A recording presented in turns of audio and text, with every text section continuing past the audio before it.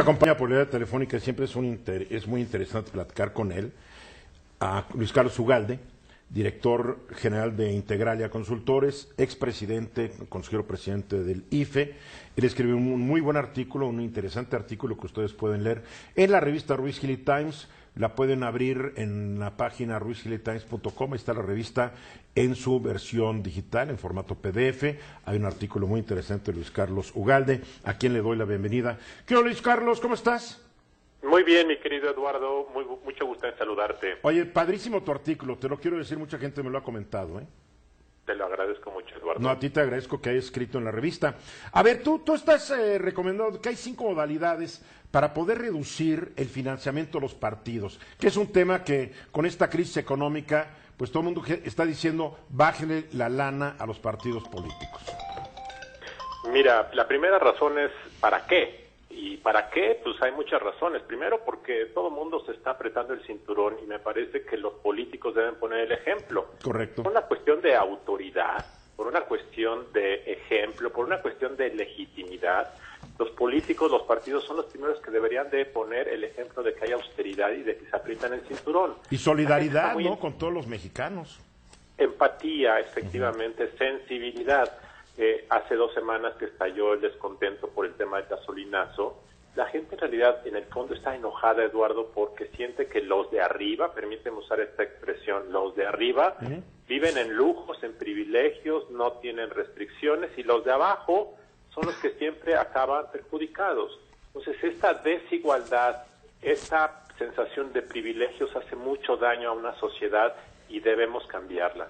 Segundo, Eduardo, porque la verdad es que los partidos tienen demasiado dinero y ese demasiado dinero los ha podrido en el sentido moral. Sí. Cuando hay mucho dinero sobre una mesa, como cuando hay muchas botellas sobre una mesa, las cosas acaban mal, y el exceso de dinero que se generó primero en los años 90 para generar más competencia, lo cual fue muy bueno, ahora se ha desvirtuado y entonces tenemos partidos políticos ricos, partidos políticos que viven en el confort, legisladores que la verdad se la pasan administrando sus privilegios en lugar de estar en la lucha política. Y tercero, porque yo creo también finalmente de que lo que se ahorre, que efectivamente es muy poco frente a la magnitud del presupuesto, podría servir para otros fines. Pero digamos que esta es una razón menos importante que las 2 primeras que te dije. De acuerdo. Ahora, ¿cuáles serían estas propuestas que tú estás haciendo, estas rutas que pudieran seguirse para bajarle el financiamiento a los partidos? Bueno, mira, bajar el financiamiento de los partidos significa cambiar una fórmula que está en la Constitución y que dice que para calcular la bolsa de financiamiento debes multiplicar el 65% del salario mínimo por el padrón electoral, que ahorita es como de 82 millones de personas. Vote o no vote, un porcentaje importante de ese padrón. Tú multiplicas eso y te da 4,000 millones de pesos. Ahora bien, si tú bajas el 65% del salario mínimo al 40%, pues automáticamente bajas el presupuesto de los partidos 40% o 30%. Vaya, finalmente no es muy difícil hacerlo. La fórmula es pensar qué es lo más conveniente. Por ejemplo, muchos han propuesto, y lo menciono en este artículo que publicó hoy en la revista, en el periódico Animal Político, muchos han dicho que en realidad lo que debieses usar no es el tamaño del padrón electoral, que son 82 millones de personas, sino la gente que va a votar. La gente que va a votar es de alguna forma la que sale convencida, la que está entusiasmada, es digamos el producto de los partidos políticos en animar a la sociedad a ir a las urnas.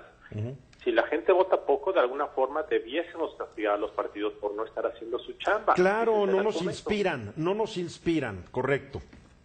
Y entonces, si la última elección en 2015 tú tomas el número de gente que salieron a votar, en lugar del padrón electoral, pues te ahorrarías casi la mitad del dinero de los partidos. Esa es otra manera. Entonces hay varias fórmulas, varias modalidades que yo exploro en este texto que aparece hoy en Animal Político, y lo que estoy diciendo es, hay que reducir el financiamiento de los partidos, no es una posición demagógica.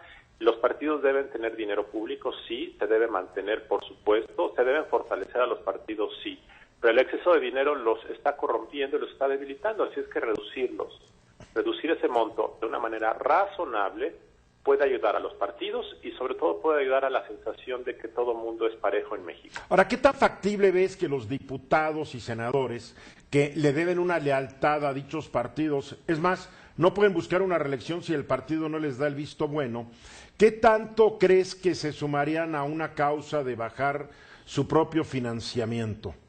Todos se hacen, perdón la expresión, patos o güeyes. Yo usaré otra palabra, pero estamos al aire, Luis. Y la verdad es que el primer partido que tome esta bandera, pues va a ser una causa exitosa política y moralmente. Entonces, la verdad es que yo no sé por qué nadie lo abandera con responsabilidad. Hay algunas personas que lo han hecho. El senador Burques del Partido de Acción Nacional ha hecho de esto una causa desde el año pasado. Algunos gobernadores, como la gobernadora de Sonora, Claudia Pavlovich, lo ha propuesto en estos días. Lo hizo también el gobernador de Jalisco, Aristóteles Sandoval. Vaya, lo han hecho algunos, pero la verdad es que lo debe encabezar un partido político. Y la verdad es que esto me hace sentido político, me hace sentido de praxis política, porque esto ya no aguanta, ya hay un malestar, y si los políticos no ponen el ejemplo y se aprietan el cinturón un poco, esto no va a aguantar mucho, Eduardo, porque hay una sensación de degradación, hay una sensación de descontento, y la verdad es que a veces las cosas suceden porque no se tomaron decisiones a tiempo. Y cuando suceden es con consecuencias más graves, ¿no? Así es. Hay una cosa que se llama legitimidad. La legitimidad es un activo intangible de la política en todos los países que hace que la gente acate, se conduzca, cumpla con las leyes. Cuando la gente siente que no hay legitimidad porque los de arriba, usando un discurso, usando un lenguaje como de López Obrador, pero hace mucho sentido porque hace ver cómo la gente piensa. Cuando la gente siente que los de arriba tienen privilegios que los de abajo no tienen, la gente empieza a incumplir, viola la ley, aumenta la ilegalidad, los delitos, la gente no paga impuestos y todo se empieza a descomponer, y en esa ruta nos encontramos. No hay ejemplo a seguir. Yo siempre he dicho que nuestros funcionarios, gobernantes y políticos deberían ser ejemplos a seguir. En teoría deberían ser los mejores de todos nosotros. Así es. Fíjate cómo en Estados Unidos este es el primer problema que van a enfrentar con Trump. Claro. Trump no es un ejemplo a seguir, y no, la idea de un presidente en Estados Unidos con valores superiores que fuera un ejemplo a seguir, que en el caso de Obama yo creo que lo era. Esto rompe los órdenes democráticos, rompe el papel moral de los dirigentes, y en México eso no se está ocurriendo desde hace mucho tiempo. Pues que se vayan apurando. Morena, ¿no sabe si es un partido que tal vez apoyaría alguna de estas propuestas, ya que el discurso de López Obrador va muy en tono con estas propuestas, los cuales se me hacen perfectamente lógicas? Morena ha apoyado la reducción del presupuesto de los poderes legislativos en el Congreso Federal y en la Asamblea Legislativa del DF. ¿Y el financiamiento de los partidos no le entra todavía? No se ha pronunciado. López Obrador nunca se ha pronunciado, de tal forma que en ese tema López Obrador y los demás presidentes de los partidos hacen mutatis mutandis. Luis Carlos, siempre es un gusto hablar contigo. Mil gracias y felicidades por estas propuestas. Gracias, Eduardo. Muy buenas tardes. Nos vemos pronto, Luis Carlos Ugalde. Gracias.